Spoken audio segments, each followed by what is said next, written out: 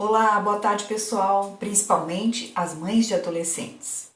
Eu me chamo Giane Cisconeto, eu estou aqui para fazer um trabalho de educação sexual. E eu gostaria de começar falando, se você perguntar para as pessoas o que vem à cabeça delas quando falamos em sexualidade, as palavras que mais ficam em negrito, em evidência, é o desenvolvimento sobre o próprio corpo, né? Informações, conhecimento, angústias, os relacionamentos, o preconceito, a forma de viver a vida sexual.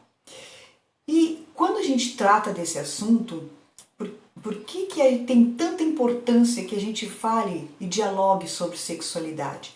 Existem inúmeros motivos, mas eu vou trazer um dado científico chocante do Brasil, que a cada 11 minutos ocorre um estupro no nosso país.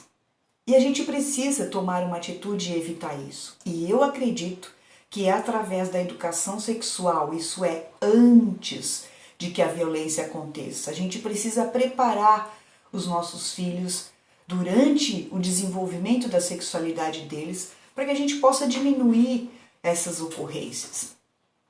E ocorrendo, 1% dos agressores não são nem punidos no nosso país. E as vítimas são obrigadas a conviver com medo e com as marcas que essa violência deixa no corpo e na alma delas.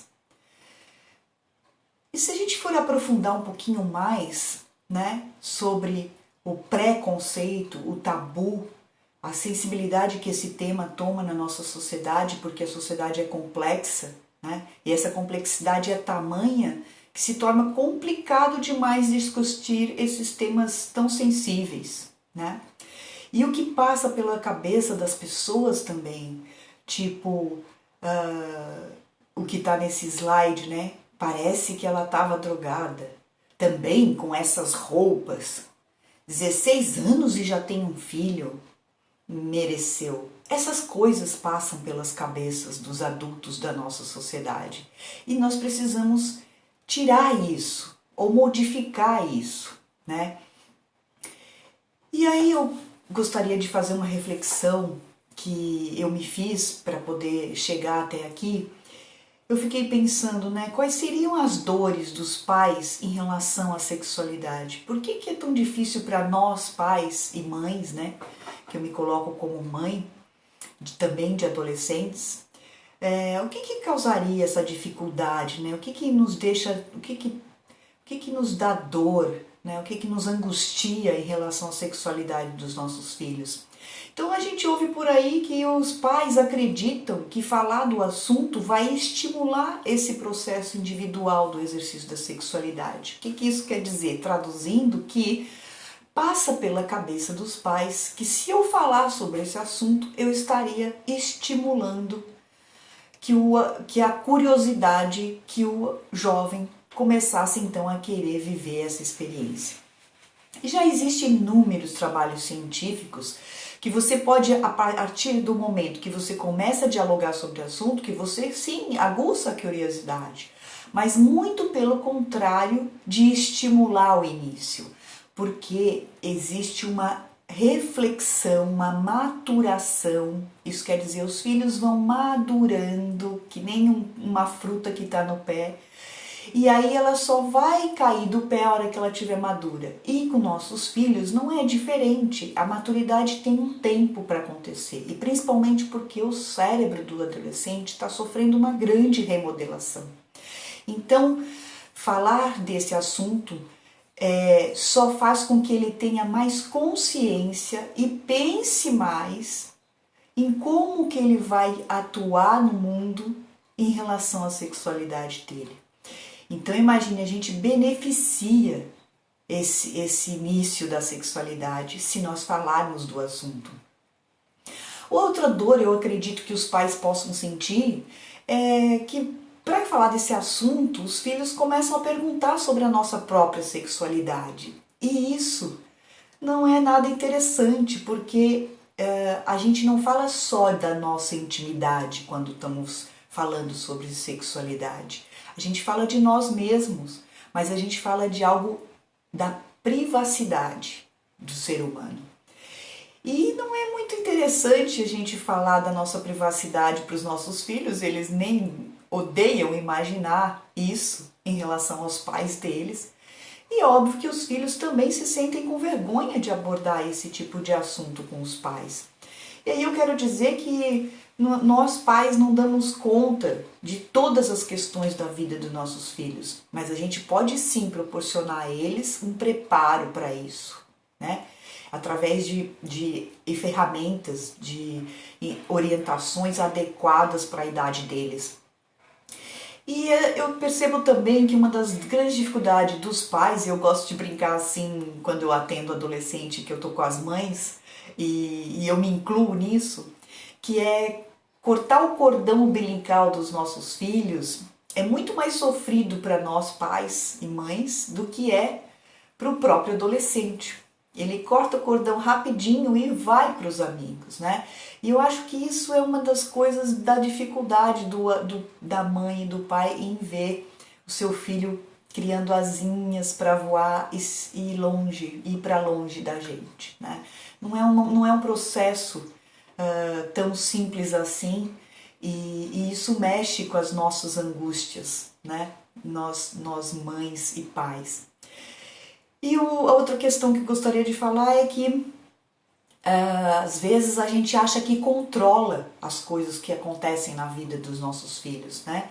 A gente acha que tem esse controle do que vai acontecer entre a vida dos nossos filhos. E esse controle não existe, né? Nós não controlamos nada, a vida é muito inusitada em muitos aspectos. E não tem como a gente prever certas coisas. Então eu acho que o medo de perder o controle é uma das dores dos pais também em relação a esse assunto.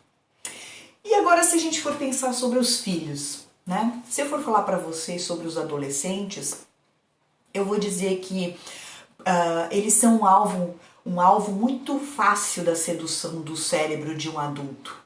E por que eu digo isso? Porque o cérebro do adolescente não é um cérebro de um mini adulto, né? Muita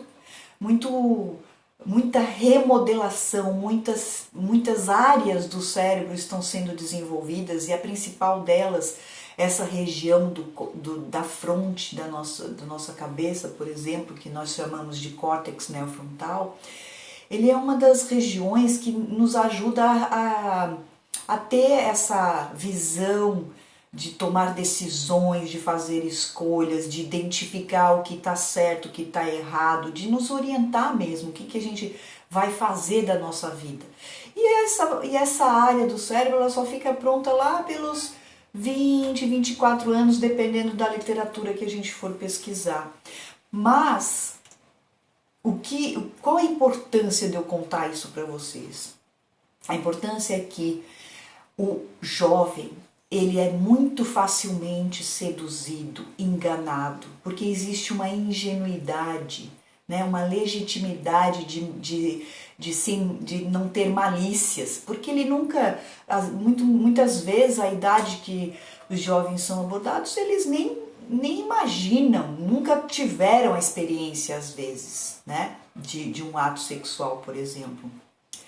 Então essas sensações são totalmente novas para os jovens. Lembra quando você vai dar o primeiro beijo, né? Como que é o primeiro beijo com língua? Como vai ser a primeira vez? Existe um grande mistério de o que vai acontecer. E quando você nunca fez alguma coisa, quando ela é nova na sua vida, realmente gera angústia, né? E uma outra coisa que eu gosto de salientar sobre esse assunto é que os jovens não têm com quem falar sobre isso, né? Nem nós médicos somos formados com a educação sexual durante a graduação do curso, né? E isso eu posso falar porque eu também sou professora, eu já estou formada há 25 anos. E a gente não tem esse preparo, essa habilidade para lidar com esses assuntos, né, durante uma consulta. E eu entendo que o momento da adolescência é fundamental para que a gente ajude o adolescente a desenvolver a sua sexualidade. Então, olha a importância desse momento da vida de um ser humano, né? Então, esse despreparo do jovem, ele ocorre porque ele não tem com quem buscar essas informações. Eles vão procurar em opiniões de amigos, ou um tio que é mais íntimo, uma tia, um irmão mais velho, né? Mas qual o caminho que eles estão procurando que é preocupante, né? Eles vão para a internet. E na internet eles estão entrando em contato com a pornografia a partir de 12 anos de idade. Então é uma ilusão você achar que não falar sobre esse assunto, que ele não está tendo contato com coisas até piores, porque a pornografia para o nosso corpo, né, ela nos faz ter uma dependência semelhante às dependências de qualquer outra droga. O que eu estou dizendo é que assistir pornografia nesse cérebro que está em desenvolvimento durante a adolescência é tão grave quanto ele começar a beber, começar a fumar, começar a se drogar. Você sabia disso? Olha a importância de a gente estar aqui conversando sobre esse assunto, né? Eu trago um depoimento de uma jovem que ela falou assim: prestei mais atenção no fato da mulher parecer estar sofrendo e na brutalidade dos atos sexuais na pornografia. Foi só na minha primeira relação sexual que percebi o quão distante da realidade é a pornografia. E essa é a realidade mesmo, né? A pornografia não representa o que acontece na nossa vida real. E a gente precisa pensar sobre isso. E por que a pornografia tem esse efeito de dependência no nosso cérebro, né? Porque o cérebro ele é estimulado, né? E libera um neurotransmissor chamado dopamina, e esse neurotransmissor ele é responsável por nos dar aquela sensação prazerosa, né? Nos dá motivação, nos dá tudo que é de bom. E essa liberação dessa substância faz com que a gente tenha esse prazer intenso. E aí, quando eu tenho algo que é muito gostoso, o que a gente quer? Que isso se repita. E aí a gente vai precisando cada vez mais desse estímulo para conseguir ter as mesmas sensações. Então, olha o perigo, porque se você inicia esse processo da sexualidade já aí na adolescência, isso vai repercutir lá na sua vida adulta, porque está registrado no seu cérebro. Então é importante que a gente tenha clareza desses aspectos, né, da nossa sexualidade. E para encerrar um pouco, eu gostaria de trazer assim o medo, né, o medo que os pais têm em relação a algo ruim que possa acontecer para os próprios filhos, né? A gente nunca quer que algo ruim aconteça com nossos filhos, mas pelo contrário, né, quando a gente tem medo, facilita que coisas ruins aconteçam, porque a gente não prepara o jovem para aquela situação. Então o medo nos paralisa. Já a coragem, que significa enfrentar os medos, né? Existe uma necessidade de trazer então esse tema da sexualidade para ser discutido, porque diz respeito ao nosso próprio corpo, né? Os jovens precisam conhecer como o nosso corpo funciona e como ele se desenvolve. Então, desta forma, apresentar essa falta de domínio do que os excita, do que dá prazer, do que é fundamental para fazer escolhas com consciência, do que realmente eles desejam, é nosso papel de mãe e de pai. Tá? A gente precisa, se não dar diretamente as informações, a gente precisa procurar fontes, né, confiáveis, fontes, procurar apoio, ajuda de quem está habilitado para ajudar os nossos filhos, né? E eu vou terminar reforçando que o papel, né, qual é o papel da gente criar esses espaços de diálogo? a função de dialogar sobre o assunto é porque a gente vai deixar muito claro as questões do próprio corpo. Eu tenho alunas, né, adultas jovens já, de 20 e tantos anos, que nunca tiveram a curiosidade de olhar para o próprio corpo, né, de pegar um espelhinho e se olhar. E os meninos, os garotos, então, não pensem que eles não sofrem também, não, no início. Lá no início, quando o corpo começa a crescer, eles têm muitas angústias, né? Se o genital vai se desenvolver adequadamente, se está do tamanho adequado, e isso gera um grande sofrimento que eles ficam calados, eles não perguntam e eles não falam sobre isso, né?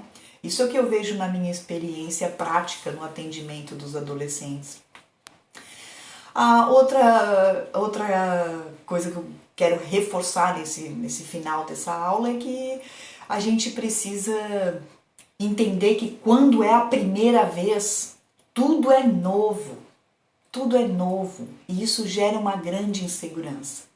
Ao contrário que se eu tiver uma ideia de como que vai acontecer, se eu me preparo para aquilo que vai acontecer, eu vou menos inseguro. E aí as coisas fluem, né? Então é bem importante que os jovens treinem com os pares, isso significa que eles tenham esse jogo de sedução ali na adolescência, fiquem em grupo de amigos, tenham grande amiga, né? Isso faz parte da descoberta da sua própria sexualidade, porque a gente está desenvolvendo dentro de nós a nossa identidade. E a identidade sexual ela é uma partezinha do nosso eu todo. E todo ser humano tem uma energia feminina e uma energia masculina. Eu estou usando o termo energia, mas é uma identidade mesmo, né? Masculina e feminina. Eu, dentro de mim, tenho as duas energias. Todo ser humano tem. E a gente precisa integrar essas duas identidades para que a gente consiga se relacionar com o outro. E se isso não tiver integrado, a minha relação com o outro também vai ser prejudicada, porque eu não vou conseguir identificar no outro o que ele sente, pensa e percebe, né? Então, o outro papel de ter esse espaço de diálogo é a gente ajudá-los a ter uma clareza em escolher os parceiros, quem eles vão se relacionar, negociar um sexo seguro, e isso eu estou falando de usar sim o preservativo, né? E com quem que fica essa responsabilidade, com o garoto ou com a garota, quem vai ter essa função, né?